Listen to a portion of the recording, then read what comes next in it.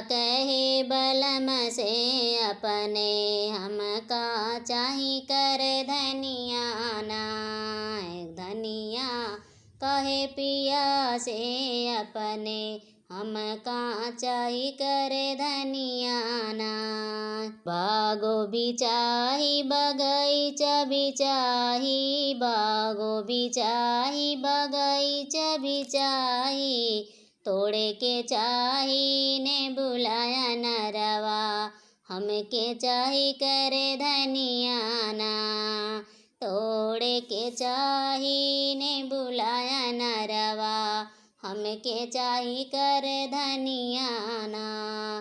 गोरिया कहे बलम से अपने, हमके चाही करे धनिया ना। हमके चाही कर धनिया ना।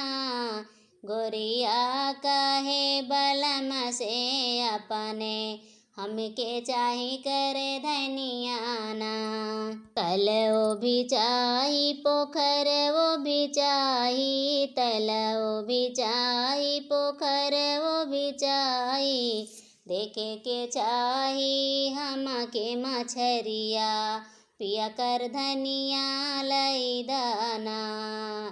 देखे के चाही हमके मछरिया, हमके चाही कर धनिया ना। गोरिया कहे बलम से अपने, हमका चाही कर धनिया ना। महलो भी चाही दू महलो भी चाही, महलो भी चाही दू महलो भी चाही, झाके के चाही खिड़े की जंगलवा, हमके चाही कर धनिया ना। झाके के चाही खिड़े की जंगल